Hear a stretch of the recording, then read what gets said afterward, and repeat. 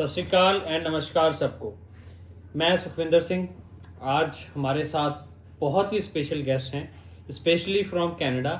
और आज हम डिस्कस करने वाले हैं कनाडा के डीप इनसाइट्स फैक्ट्स को और आज की जो करंट सिचुएशंस हैं, चाहे वो जॉब को लेके है, चाहे वो किसी भी इंडस्ट्री को लेके है। बिकॉज हमारे पास जो शख्स हैं उनको बहुत लंबा एक्सपीरियंस है कनाडा के अंदर, जिन्होंने एक जर्नी जो स्टार्ट करी, वो कह सकते हैं कि बेसिक जीरो से स्टार्ट करी और अपनी पढ़ाई स्टार्ट की। पढ़ाई के बाद उन्होंने डिफरेंट डिफरेंट जॉब्स की। उसके बाद now he is a big realtor in Canada, जो रियल एस्टेट ब्रोकरेज का काम करते हैं और कह सकते हैं कि सपनों का घर दिलवाने का काम करते हैं। तो हम आज उनसे बात करेंगे। ओके मंजू जी, कैसे हैं फिर आप? बहुत बढ़िया वीरे।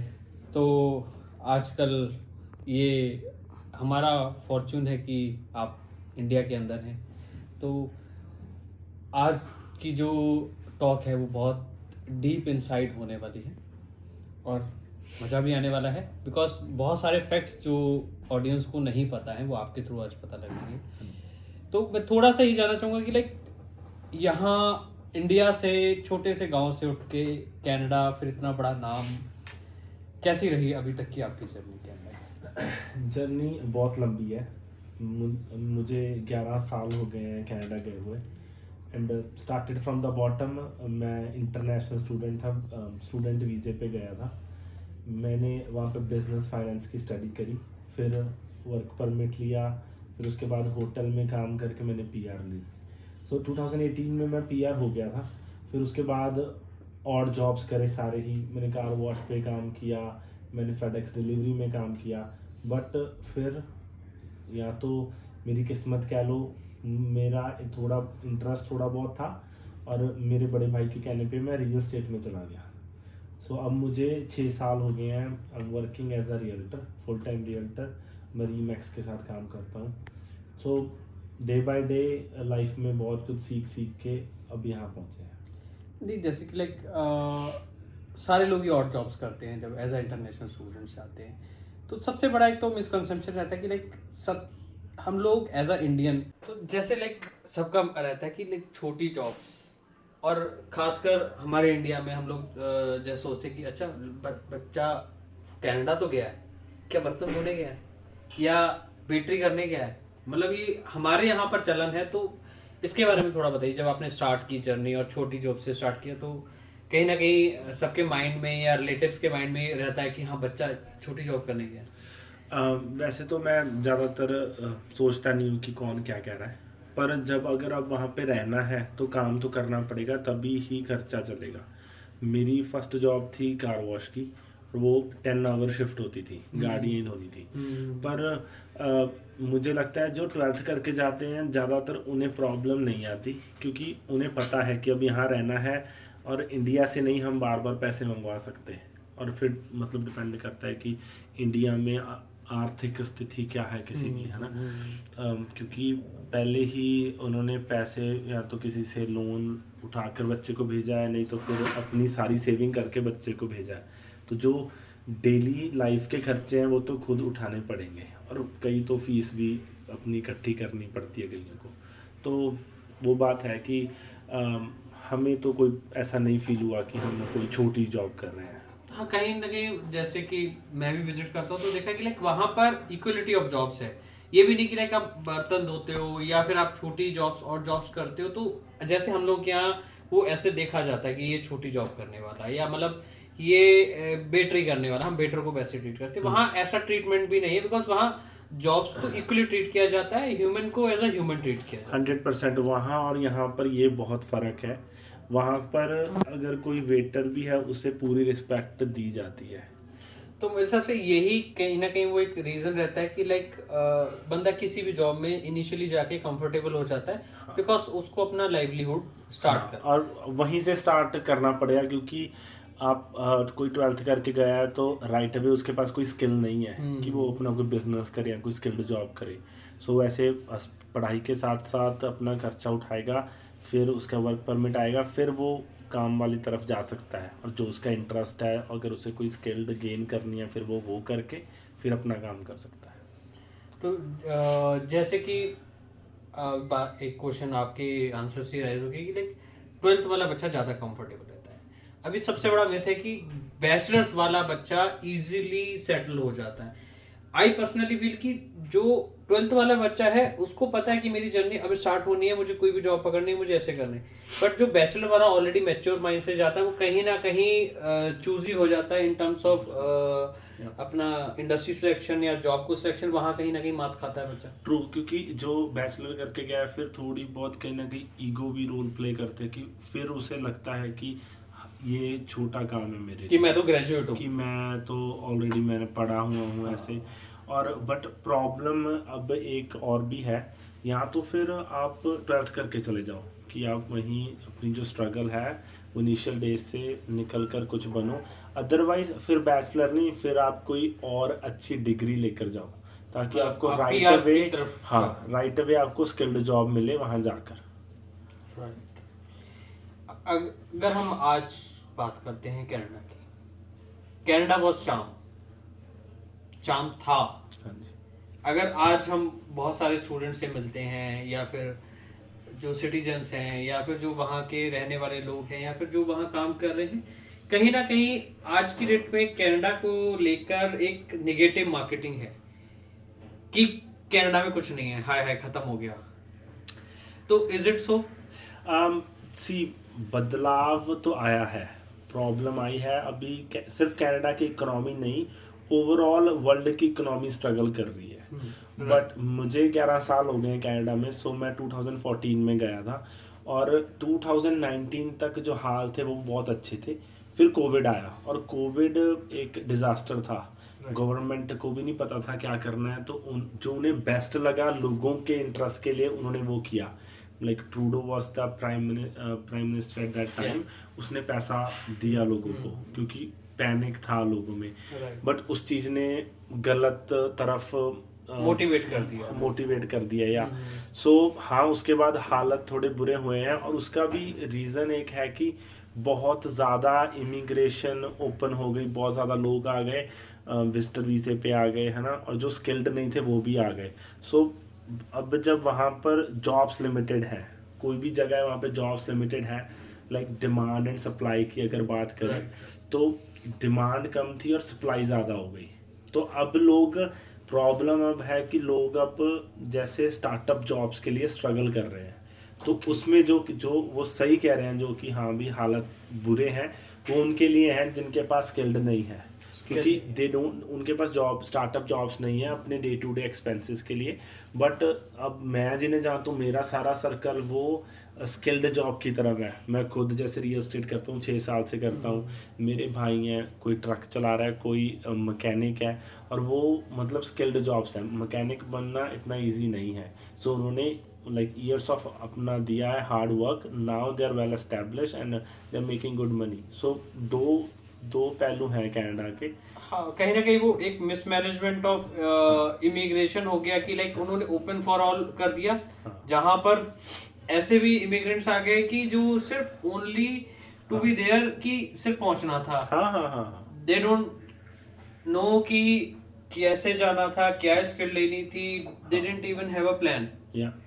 तो उस वजह से आज कनाडा स्ट्रगल कर रहा है due to immigration, due to COVID policies. वो भी है, और दूसरा है कि जो विजिटर वीज़ा सरकार ने दिया था वो पेरेंट्स को विजिट करने के लिए था, बट देन वहाँ पर लोग कैश पर काम करने लग गए। सो अब कोई विजिटर कैश पर काम कर रहा है, दैट मीन्स वो किसी स्टूडेंट की जॉब उसने उसकी जगह कर रहा है, एक्वायर कर लिया, राइट वर्ड। या वो कह सकते हैं कि लाइक कि एग्जैक्ट में सिचुएशन इतनी खराब नहीं है, बट ड्यू टू इमिग्रेशन और ड्यू टू मिसमैनेजमेंट चीजें जो हैं वो मिक्सअप हो चुकी है। तो मेन रीजन वही आता है कि लाइक अगर जिसके पास स्किल है, जो एक प्लान से जा रहा है, उसके लिए आज भी कनाडा उतना ही खूबसूरत, उतना ही अपॉर्चुनिटी वाला देश है। कनाडा लैंड ऑफ अपॉर्चुनिटी कहा जाता है कनाडा को, और 100% अगर किसी के पास स्किल्ड है ना, आप सेम स्किल सेट बंदे को यहाँ दे दो इंडिया में, सेम स्किल सेट कनाडा में दे दो, सेम टाइम पीरियड दे दो, जो कनाडा में ग्रोथ होगी ना वो वे पता नहीं कितने मल्टीप्लाई कर दें 10x 100x इतनी ज्यादा कह growth सकते होगी। हैं, हाँ बिकॉज वो एक नॉर्मल तौर पे एक बात भी चलती है कि एक प्लम्बर एक विजिट के $100 लेता है हाँ कनाडा। हाँ हाँ हाँ तो $100 का मतलब 6,000 रुपये Yes, लेता है, yes, yes. और यहाँ पर हम 600 रुपये भी नहीं हाँ, देते एक हाँ। प्लम्बर को। या सो कहीं ना कहीं वो एक चीज निकल के आती है कि लाइक कि कनाडा इमिग्रेशन या फिर हम कनाडा इकोनॉमी जो है वो एक सफाई की तरफ है। जैसे कि हम दिवाली में घर से सामान बाहर निकाल देते हैं वाइट वॉश के लिए, उसके बाद घर बहुत अच्छा लगता है। वही कनाडा भी कर रहा है इमिग्रेशन के अंदर। अभी राइट नाउ कर रहा है, बहुत इमिग्रेशन के थोड़े रूल्स स्ट्रिक्ट हुए हैं, क्योंकि मैंने पढ़ा था कि इस साल 21 लाख टेम्परेरी वीज़ास हैं, जो visitor visa, student visa, work visa, वो एक्सपायर हो रहे हैं। सो अब वो पीआर का जो पाथ है वो भी थोड़ा सा स्ट्रिक्ट है, पॉइंट सिस्टम एंड ऑल। सो हाँ वो सफाई की तरफ है, and it's not a good thing अगर कोई अब पहुंचा है। तो मेरे भी फ्रेंड्स हैं ना, बट अभी थोड़ा मुश्किल लग रहा है उनका पीआर की तरफ जाना। तो फिर उनके वीज़े एक्सपायर होंगे तो या तो उन्हें वहाँ पर ऐसे बिना स्टेटस के रहना पड़ेगा, otherwise they will come back. या फिर कोई और रास्ता है, वर्क परमिट या कुछ, हाँ, मे बी। yeah. बिकॉज हमने देखा है कनाडा इतना हार्श नहीं होता, होता नहीं है, बट राइट नाउ थोड़ा राइट सा now situations are different.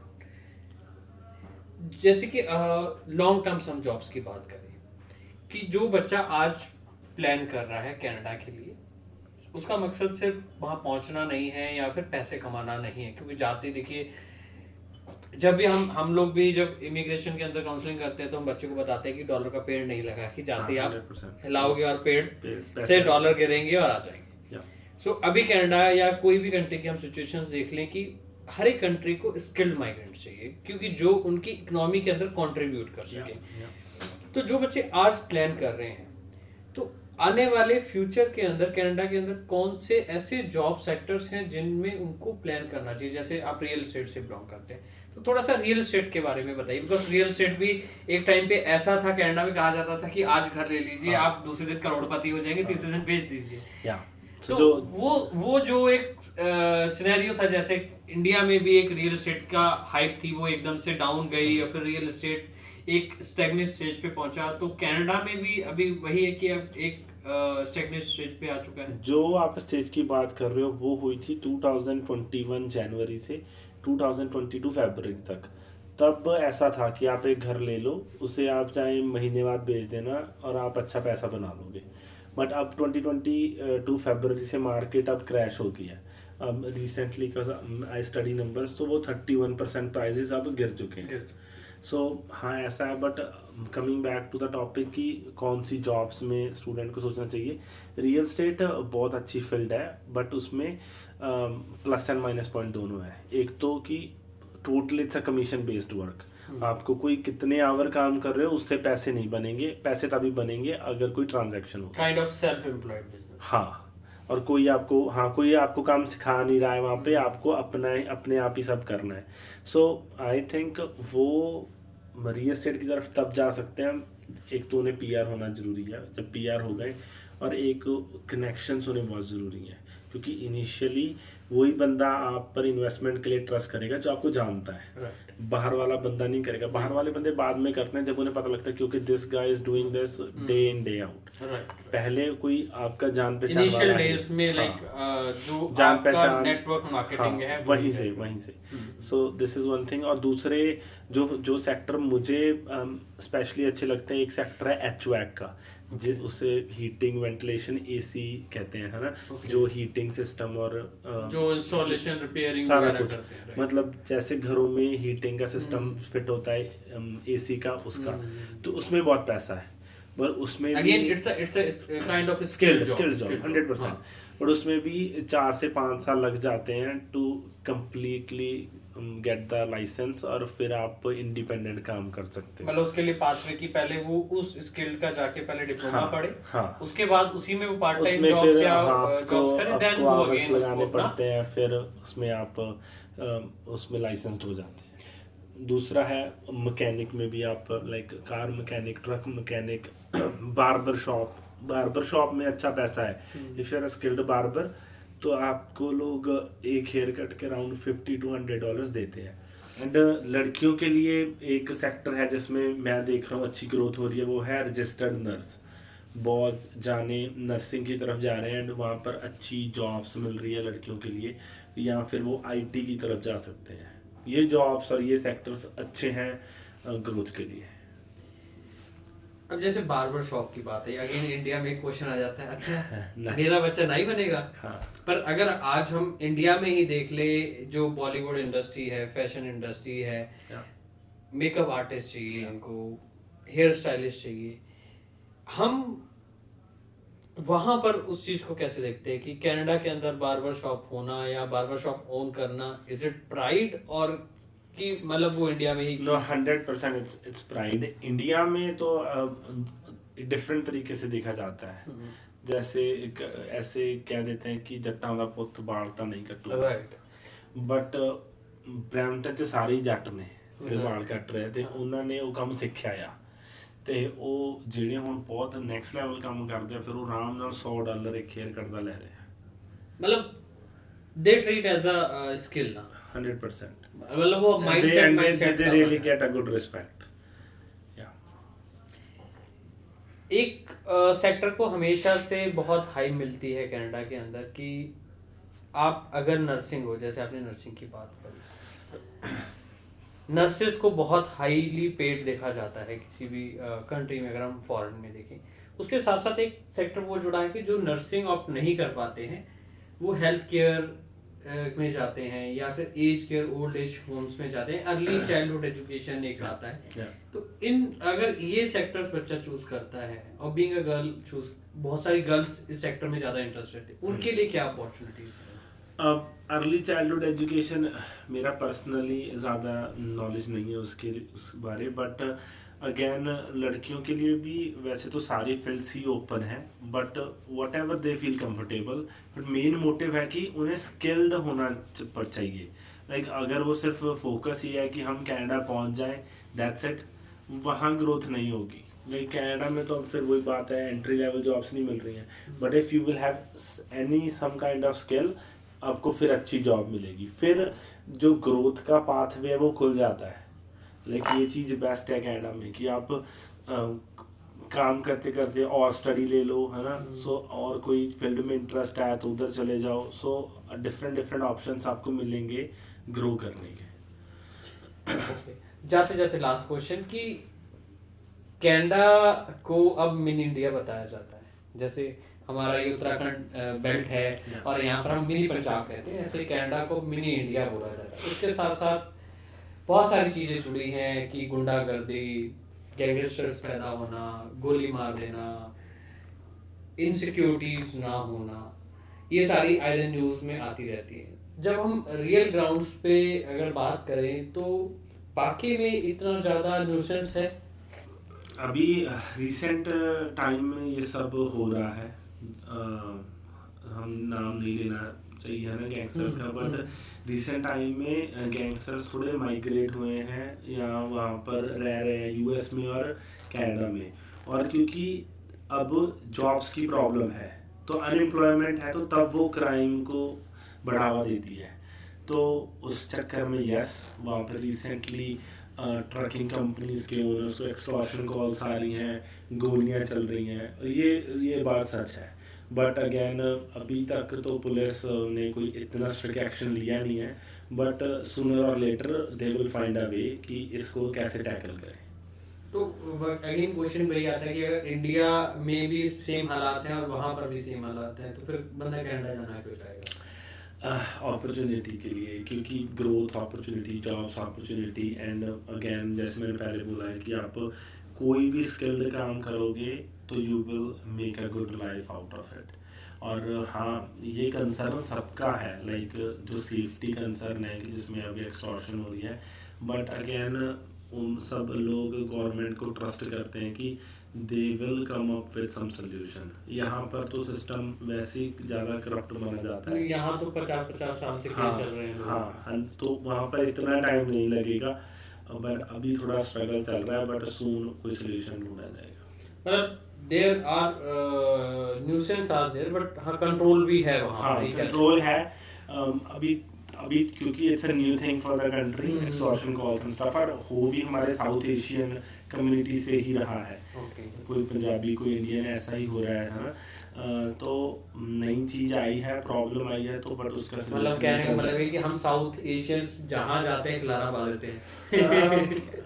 Yes, like मैं लाइक क्योंकि रिसेंटली साउथ एशियन से ही ज़्यादा हो रहा है, बट अगेन गैंगस्टर एंड सब ये हर कम्युनिटी में है। हाँ, हर कम्युनिटी में है, बट अगेन वो नाम तो फिर अगेन वही आता है क्योंकि कि अभी Indian अपने students- लोग ही टारगेट हो रहे हैं हाँ। और अपने लोग ही कर रहे हैं, अपने लोग ही कर रहे हैं। दैट्स व्हाई साउथ एशियन एक कम्युनिटी। ये भी जरूर देखा जाता है कि लाइक कि अपने लोग ही हेट एक दूसरे के प्रति ज़्यादा है कनाडा में। जैसे कि कुछ केसेस आए थे कि बेसमेंट नहीं देते थे, दे दिया तो जो बच्चे थे स्टूडेंट्स थे उनको कभी भी बाहर निकाल दिया, या उनके साथ जो बदतमीजी या फिर ऐसा कुछ होता था। द थिंग इज उसमें फिर उसके भी दोनों प्लस एंड माइनस पॉइंट है, क्योंकि मेरी जर्नी स्टार्ट हुई एज ए इंटरनेशनल स्टूडेंट, सो मैंने वो दोनों तरफ से चीज़ें देखी हैं। अब मेरे को 11 साल हो गए हैं and my self I am a home owner now. Problem है कि वो कुछ गलत लोगों के चक्कर में सब बदनाम हो जाते हैं। सो जो लोग कह रहे हैं बेसमेंट नहीं देते थे, वो इसलिए नहीं देते थे, वो बेसमेंट उन्होंने दी, और वो मतलब लड़के कई बार बेसमेंट को इतना मैसअप कर देते थे कि बंदे ने रेंटल इनकम तो क्या आनी है, उससे ऊपर से पैसे लगाकर उस चीज़ को मेंटेन करना पड़ता है। तो इसलिए वो लाइक बंदों का बैड एक्सपीरियंस हुआ, तो फिर वो कह रहे नहीं हम ऐसे नहीं देंगे बेसमेंट। बट वो दोनों तरफ ही है, बट वो कुछ परसेंटेज जो खराब है उस चक्कर में सारे सारों को ऐसा ही ट्रीट किया जाता है। अच्छे भी हैं, बहुत कोई अच्छे एक भी न्यूज़ हैं। आ गई कि इंटरनेशनल स्टूडेंट ने ऐसा किया तो सारे इंटरनेशनल स्टूडेंट बदनाम हो 100%, गए। yes. एक प्रॉपर्टी उन्होंने ऐसा किया तो सारे ही बदनाम हो गए। Right right. तो मतलब on and on conclusion talk का ये है कि लाइक जो बच्चा अब कनाडा प्लान कर रहा है उसको बहुत प्लानिंग से और अपनी रिसर्च वर्क से कनाडा को अप्लाई करना पड़ेगा, कनाडा के लिए अप्लाई करना पड़ेगा। प्लस कोर्स सिलेक्शन बहुत मैटर करेगा। Yes. देन उसकी जो स्किल्ड कैटेगरी है वो बहुत स्पेसिफिकली उसको चूज करनी पड़ेगी ताकि वो सक्सेस हो पाए। ट्रू, मतलब जब मैं भी गया था 2014 में, मेरा एंड गोल सिर्फ कनाडा जाना नहीं था, मेरा एंड गोल था वहाँ जाकर कुछ करने का। So and I have achieved it I think, and यहाँ अचीव कर रहा हूँ, है ना। तो बट यही लाइक एक सजेशन है मेरा, अगर कोई 12th कर जाना चाहता है कि कनाडा पहुंचना गोल नहीं है, वहाँ जाकर कुछ करना गोल है, और उसके लिए एक प्रॉपर प्लानिंग चाहिए और एक स्किल्ड होनी ज़रूरी है।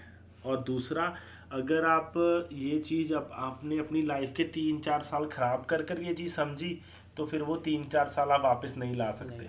और अगर डे 1 से ही आप फोकस्ड हो, ऑन ट्रैक हो, तो आप उतनी जल्दी लाइफ में सेटल्ड हो जाओगे और आपकी ग्रोथ होगी।